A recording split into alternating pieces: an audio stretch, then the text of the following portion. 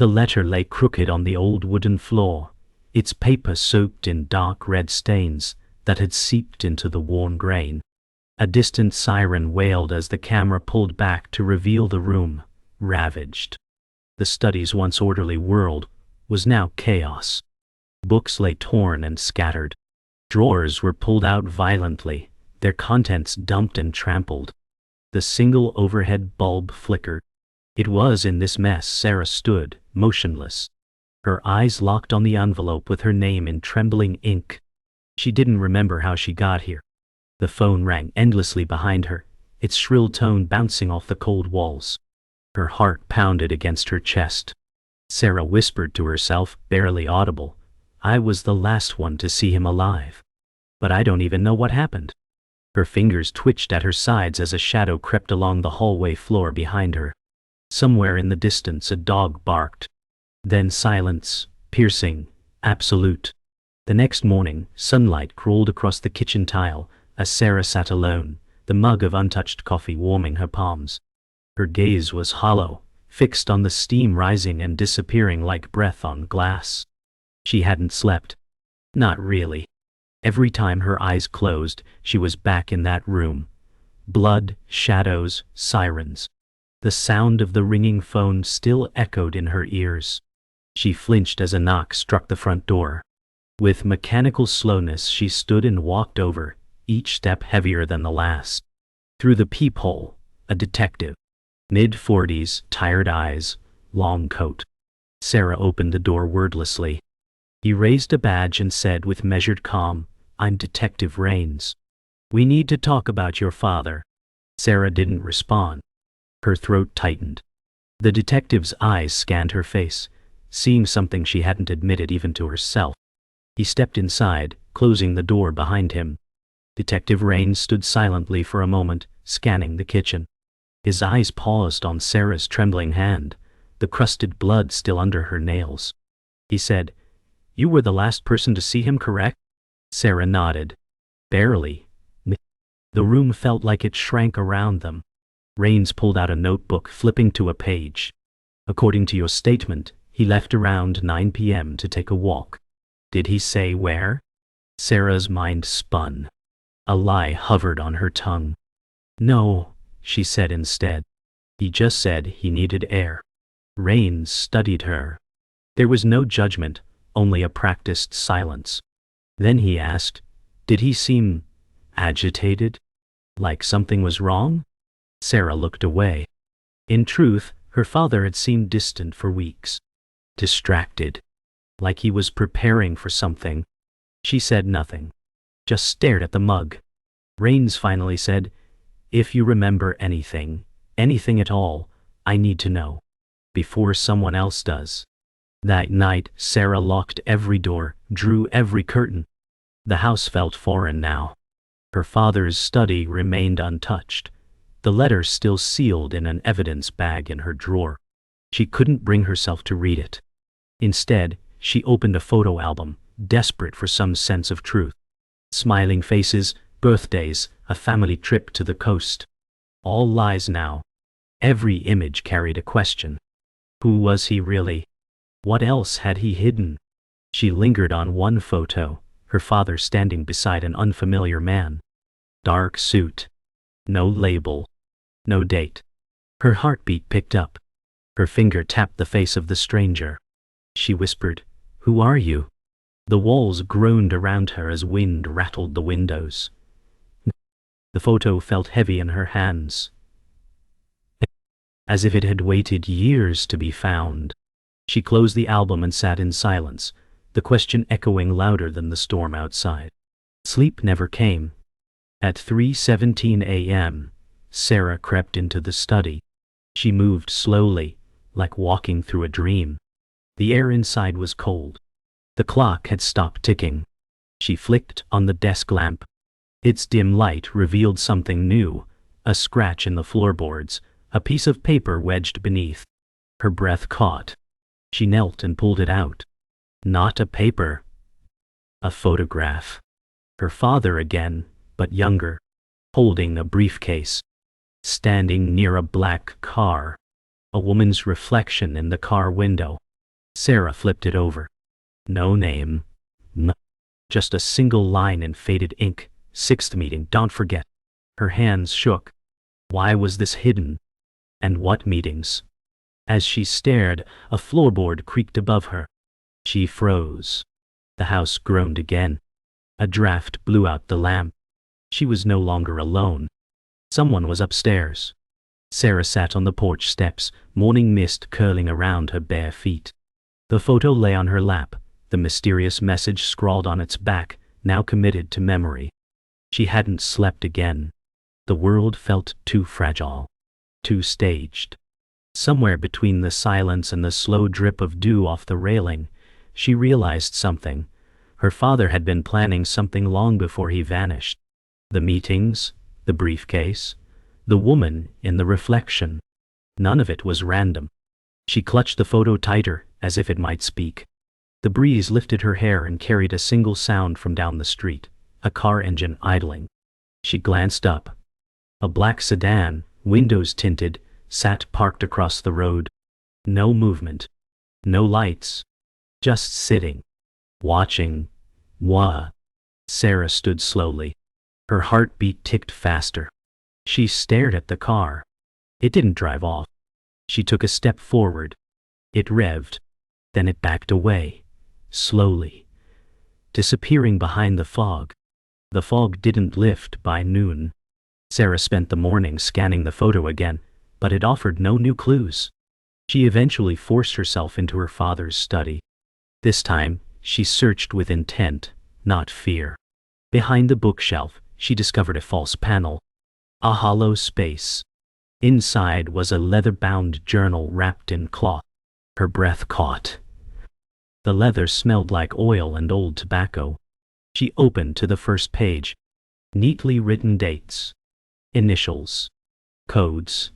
Winding coordinates. It read like an intelligence log. Names she didn't recognize. Her father's handwriting. Sharp. Confident. Not a man unraveling.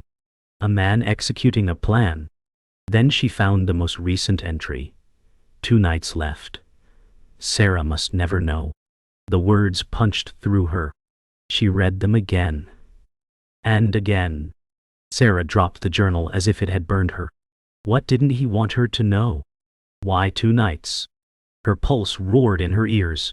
The countdown had already begun. That evening, Sarah visited her father's old friend, Harold Mason, retired Navy officer. A man of silence and hard eyes. She held the journal tightly as he opened the door. He didn't speak, just gestured for her to enter. His living room was dark, blinds shut, walls lined with faded medals and black and white photographs. She handed him the journal. He scanned a few pages, then closed it abruptly. I told him not to involve you. His voice was gravel and regret. Sarah stood firm. Involve me in what? Harold's silence was heavy. Then he said, your father wasn't the man you knew. Not fully. He had another life. Another allegiance. And if someone's watching you now, it means it's been activated. Sarah's blood ran cold. Activated? What is? Harold just shook his head. I can't protect you from this, Sarah. But I can tell you where it started. Meet me tomorrow. Bring the photo. Sarah couldn't sleep again. She sat on her bedroom floor, knees pulled to her chest, the photo and journal beside her. She stared at the ceiling, wondering how many of the things she knew about her father were just shadows. Then her phone vibrated. A message from an unknown number. You're not safe. He never told you the whole truth. Her hands shook. She looked around her room like someone was watching. She typed back, who is this? No reply. The message vanished. Deleted remotely. She grabbed the photo again. Her eyes fixated on the reflection of the woman in the car window. It wasn't a reflection. It was taken through glass. The woman had been inside the car, looking out. Watching him. Something clicked in Sarah's chest. This wasn't just about secrets. It was about surveillance. Her father knew he was being watched. And somehow, he'd left this photo as bait. The next morning was colder. The fog had thickened, clinging to every surface like a warning. Sarah stood outside Harold's building, the photo pressed in her coat pocket. She buzzed the apartment twice. No answer. Third time. Still nothing. A bad feeling settled into her gut. She found the front door unlocked. Inside, everything was too quiet. She moved slowly through the darkened hallway, calling out his name. Then she saw it. The overturned chair, the shattered coffee cup, the open window. No Harold. Her breath hitched. On the floor was a folder. Her name written on it in thick black marker. She picked it up with trembling hands. Inside were black and white surveillance photos. Of her. Supermarket. Bus stop. Got a war. Her house. She stumbled backward. Something had happened to Harold. Someone had gotten to him. And they were watching her the entire time. The question wasn't who anymore. It was how far they'd go. Sarah didn't go home. She drove with trembling hands to the one place she hadn't dared to visit since the funeral, her father's storage unit. The key had been on his desk all along. She stared at the corrugated metal door for a long time before unlocking it. Inside it was dark and still. Dust hung thick in the air. Rows of boxes lined the space, all labeled in her father's meticulous handwriting. One caught her attention. 1974, Operation Ashfall. She pried it open. Inside were old tapes, maps, a pistol, and a faded photo of her father with the same mystery man from the car photo. A name was scribbled on the back, Eli Voss. Her fingers froze. The name echoed from somewhere deep in memory. She stepped backward, overwhelmed. That name, her father had whispered it once in his sleep. She hadn't thought much of it, until now. Whatever this operation was, it hadn't ended. It had only gone underground. Back at her car, Sarah sat with the photo of Eli Voss in her lap. Pani de won't try. She searched his name on her phone, expecting nothing. But the screen filled with articles. A former intelligence officer. Declared dead 10 years ago. Suspected in multiple covert operations. No official record. No body. Just a trail of disappearances and half-buried scandals. Her father had worked with this man? Why? The wind howled against the windows. Her phone buzzed. Another unknown message. You're close. Stop now. The screen flickered and went black. She threw it onto the passenger seat, heart pounding. Someone was monitoring her in real time. She grabbed the photo and the map from the storage box. One circled location stood out. Ravenhill. A small rural town. Nothing marked beyond it. No roads, no names. Just Ravenhill. She whispered, "What the hell were you doing, Dad?" Then she turned the car toward the unknown. The road to Ravenhill was long and unmarked. Pines thickened on either side as the asphalt narrowed. Sarah gripped the steering wheel like a lifeline. Her GPS lost signal halfway there. A flicker of paranoia crawled up her spine. The deeper she drove, the more the trees closed in. She arrived just before dusk. Ravenhill was smaller than she expected, less a town, more a forgotten cluster of buildings. The post office was boarded up. The gas station was rusted shut. But one building still had lights on, a general store. She parked and stepped inside. Bells jingled above the door. An old man at the counter looked up and paused, eyes narrowing. "You're not from around here, are you?" Sarah shook her head. "Just passing through." The man didn't smile. He said, "Not many pass through Ravenhill." Then after a pause, "You're looking for Eli, aren't you?" The words dropped like stones. Sarah stared at the old man, stunned. He didn't elaborate. She said, "I just need to know what happened to my father." The man nodded slowly, then reached under the counter and placed a weathered envelope in front of her. It had her father's handwriting. "He left this in case someone came. Said you'd know when it was time." Her hands trembled as she opened it. Inside, A flash drive and a note. If she finds this, don't let her stay. They'll come for her too. The man's jaw clenched. You need to leave now. Take the drive. Go to the river junction. There's someone who can help you. Sarah tried to speak, but he cut her off. If you want to live, get out before dark. She grabbed the envelope and backed away. The man's eyes were firm, almost desperate. She turned and ran to the car, the town suddenly colder, the trees leaning closer. Sarah drove fast. The road out of Ravenhill felt longer than before. The trees looked the same, like mirrors repeating endlessly. As night fell, fog slithered in across the road. Her headlights flickered. The radio blared static. Then, silence. Something moved in the trees, just a flash, a figure too fast to name. She kept driving. Her fingers clenched the steering wheel. Just ahead, a sign appeared. River Junction, 4 miles. She pressed harder on the gas. Behind her, headlights flared suddenly from nowhere. A second car. Gaining. Dull. Her heart thudded. She turned sharply down a gravel road, dust and pebbles flying. The second car followed. She swerved again, into a narrow forest trail. The trees swallowed her. The other car didn't follow. She stopped, gasping for breath. In the rearview mirror, only darkness. But she knew better. The game had changed. They weren't just watching her now. They were coming.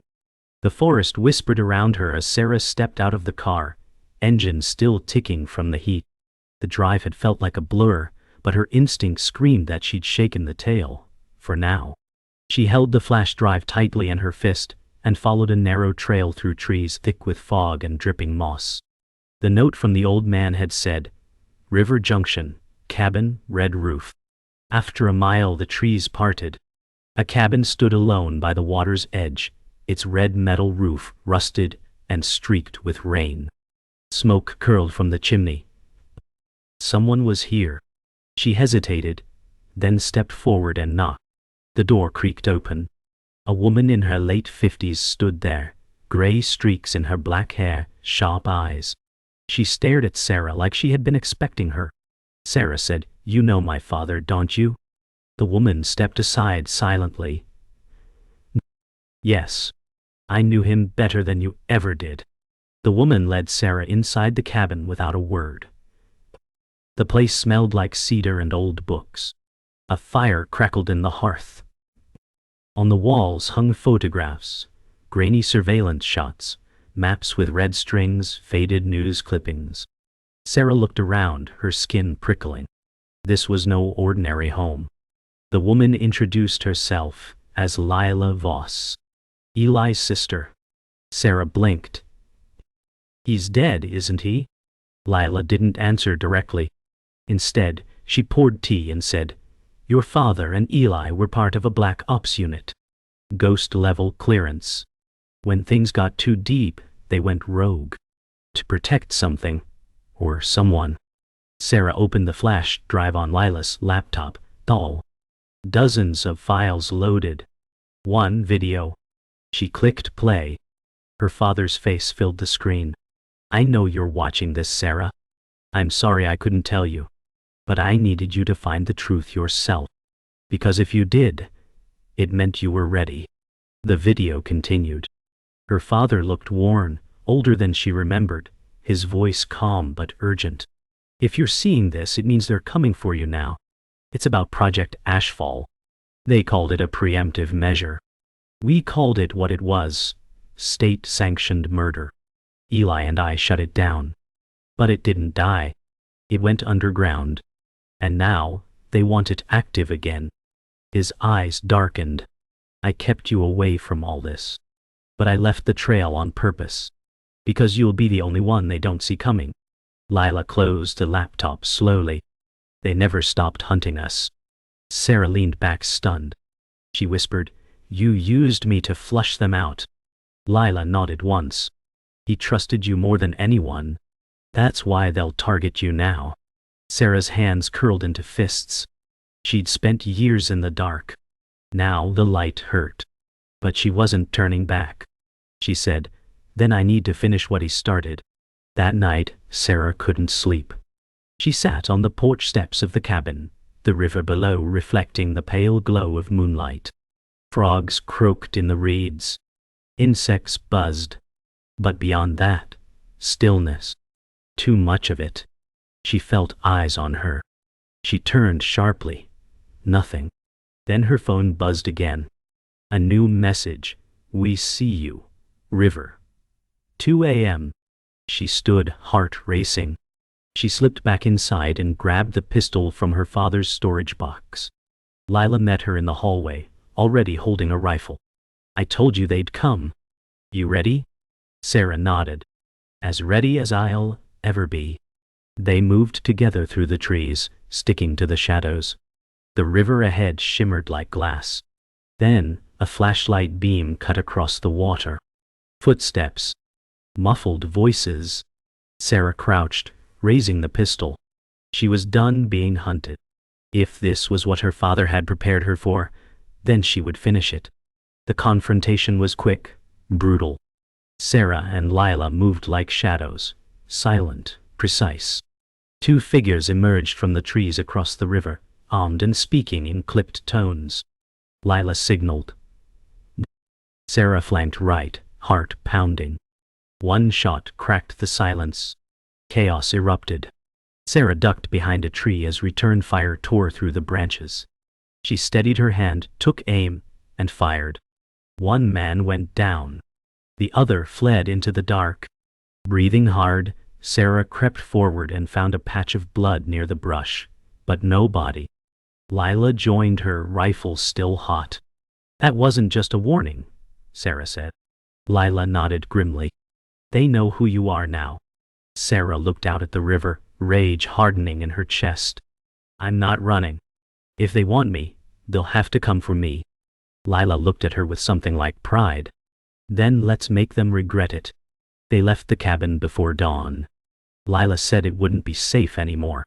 Sarah drove, while Lila navigated from the passenger seat, reading off coordinates from the flash drive. Their destination was a location listed as Fallback Site Delta. The landscape grew more desolate with every mile. Abandoned gas stations, derelict towns, skeletal trees. After an hour, Lila spoke. Your father always knew it would come to this. He thought the past could stay buried, but ghosts always dig themselves out. Sarah glanced at her. You said you knew him better than I did. What did he regret most? Lila hesitated. Leaving you out. He thought he was protecting you. But secrets have weight. They crush from the inside. Sarah tightened her grip on the wheel. Maybe I should have known. Lila shook her head. No. You're here now. That means you were meant to find it. Sarah didn't respond. She just kept driving. Faster. They reached the fallback site just after 7 a.m. It was buried beneath an old maintenance shed behind a crumbling railway line. Lila kicked aside rotting boards to reveal a steel trapdoor. Below, a staircase led to a dim concrete room, dusty, cold, filled with file cabinets and equipment. This was where her father and Eli had kept everything: evidence, recordings, lists of those involved in Project Ashfall. Sarah opened one file labeled Known Assets. Her stomach turned. Politicians. Generals. Corporate CEOs. These weren't just operatives, they were architects. Builders of a network that still lived. She found a photo of herself inside, taken just 3 weeks ago. Lila saw it and froze. They've marked you. You're on the list now. Sarah looked around at the silent archive and felt the weight of it settle on her chest. Then I finish what he couldn't. I burn this to the ground. Hours passed as they copied files, loaded drives, and scanned documents. Sarah found audio recordings, whispers of missions erased from public record. Her father's voice played through a tape recorder. Operation Ashfall was never meant to be containment. It was elimination. It's not about safety. It's control. A list of targets followed, coded names she didn't recognize. Lila worked silently, sorting flash drives by priority. Then, Sarah stopped. One folder read, Failsafe Sarah. She opened it. Inside was a detailed psychological profile of her. Habits, fears, vulnerabilities. It was dated 2 years ago. Her voice cracked. He was preparing for this. Lila glanced at her. No. He was trying to make sure they wouldn't break you. Sarah closed the folder, rage simmering under the surface. If they built a war on secrets, then I'll be the one to tear it down. Lila nodded. Then we start with the first name on the list. Night fell again before they left the bunker. Sarah had memorized names, faces, coordinates. They uploaded a failsafe packet to a secure server, just in case. Outside, the wind had picked up. The road was pitch black. Halfway back to the main road, Lila went quiet. She glanced in the side mirror. "I'm sure we're being followed." Sarah didn't ask how she knew. She just accelerated. Lights flared behind them. Lila readied her weapon. They can't get that drive. Sarah turned sharply off-road, tires kicking up gravel. The other car followed, faster now. A sharp bend, a crunch, and a shout. The tail flipped and rolled into the trees. Sarah braked hard, breath ragged. Lila checked her rifle. "We keep moving.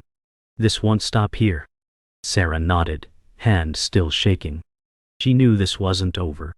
It was just the first retaliation. But they'd made one mistake. They underestimated the daughter.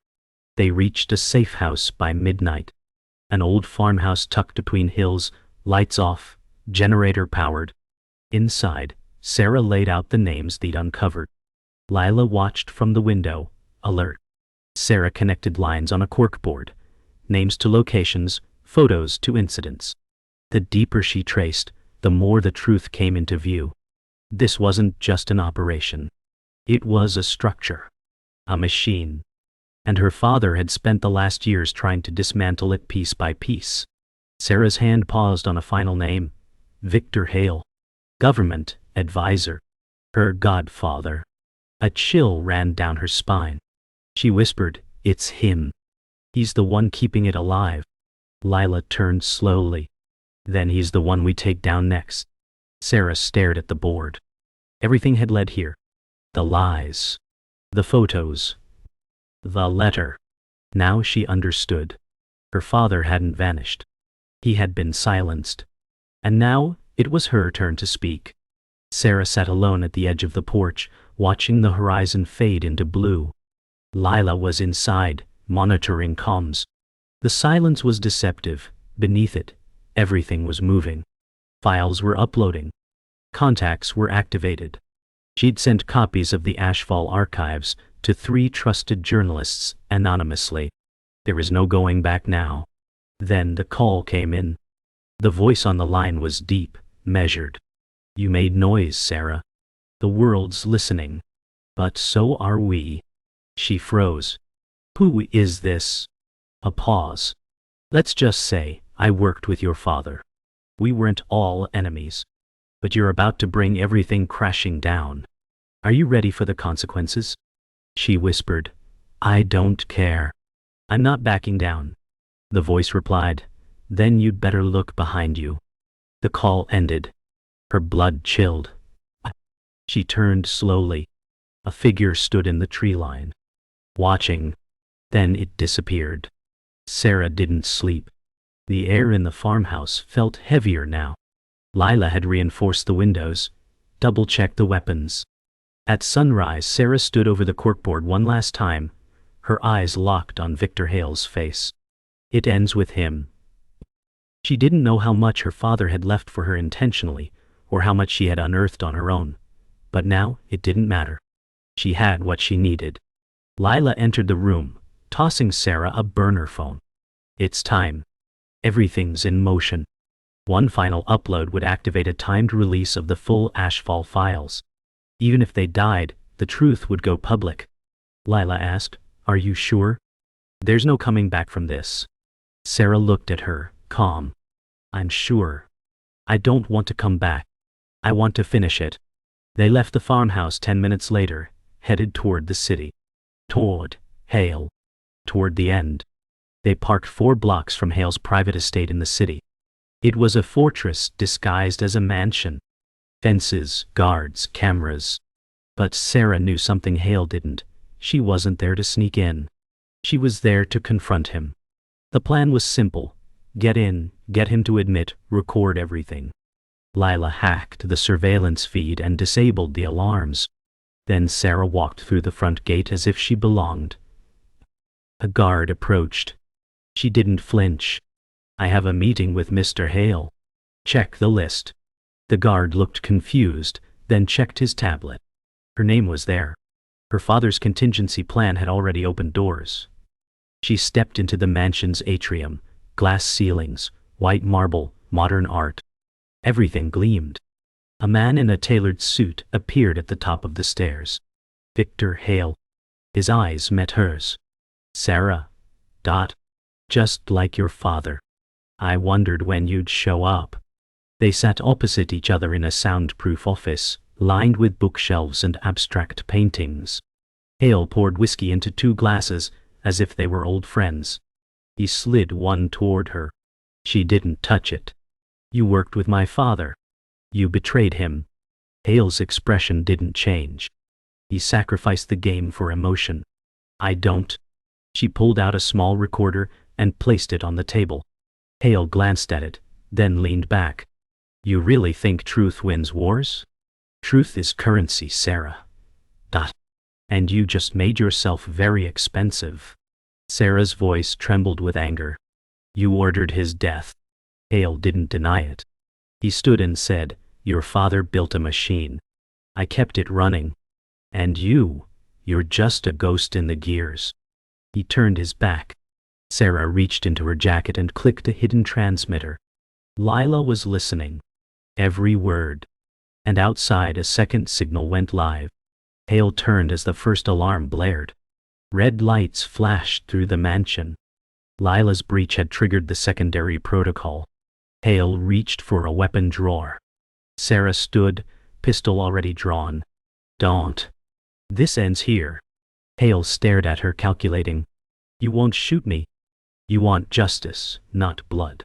But Sarah didn't move. Justice doesn't come in courtrooms anymore. It comes in choices. Her finger tightened on the trigger. Then footsteps echoed in the hall, armed security. Lila's voice crackled in her earpiece. You've got 30 seconds. Exit through the west wing. She took one step back. Hale smiled slightly. You're your father's daughter.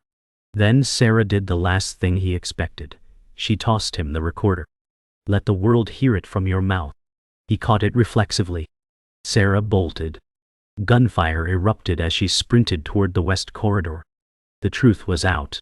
The rest would be survival. Sarah emerged from the west wing, battered and breathless. The rear garden was ablaze with motion. Guards scrambled, searchlights swung across hedges, sirens howled in the distance. She leapt the fence and ran into the trees.